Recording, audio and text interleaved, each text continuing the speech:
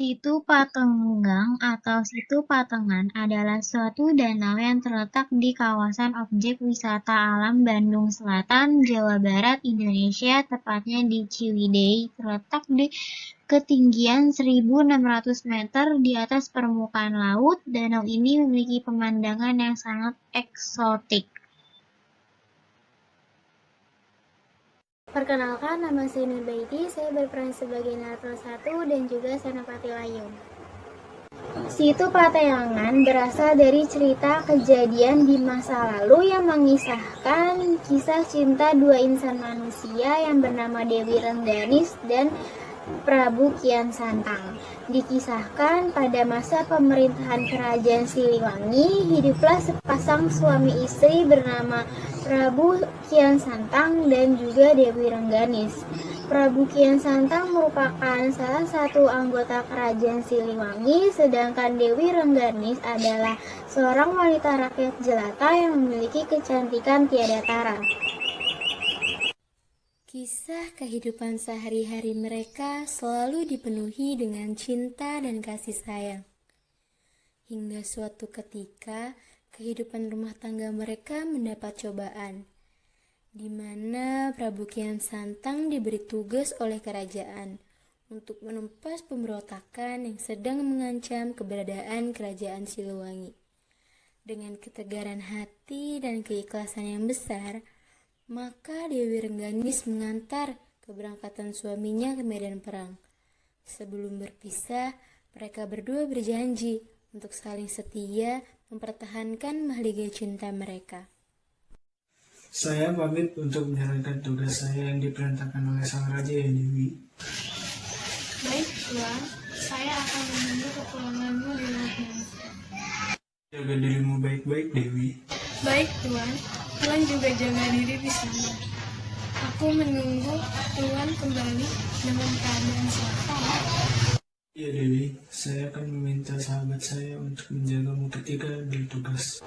Perpisahan memang menyakitkan, namun sebelum Prabu Kian Santang berangkat, Prabu menitipkan Dewi Rengganis kepada kedua sahabatnya, yakni Senopati Layung yang diyakini oleh masyarakat setempat.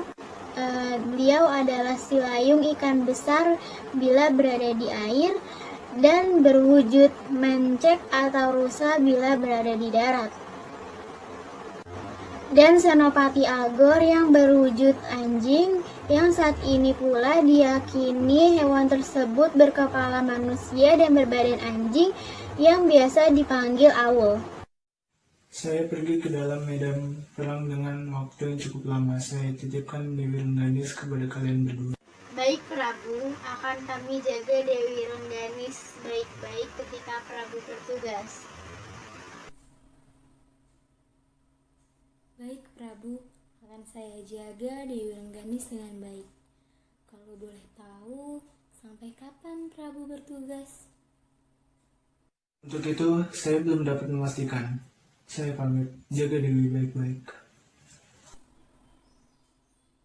Baik Prabu. Hari berganti hari, minggu, bulan, dan bahkan tahun telah berganti.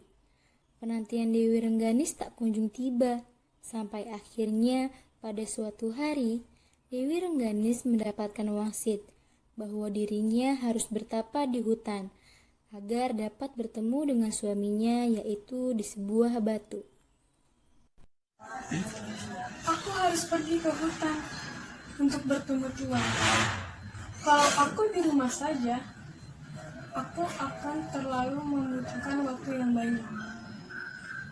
Dan aku harus mengikuti wangsit yang diberikan kepadaku untuk bertapa.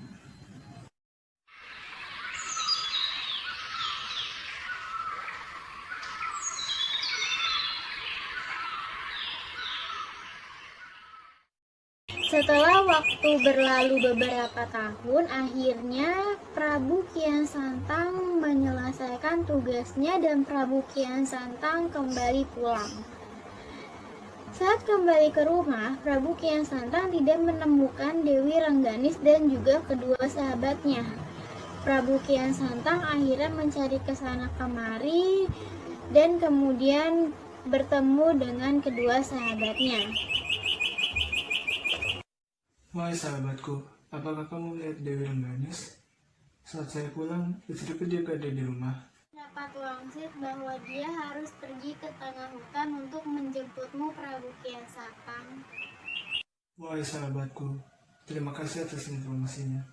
Saya akan menjemput istri saya ke sana sekarang. Perlu kami antar ke hutan, Prabu? Tidak perlu. Terima kasih atas tawarannya. Hati-hati, Prabu, jalan menuju hutan sangat berbahaya. Namun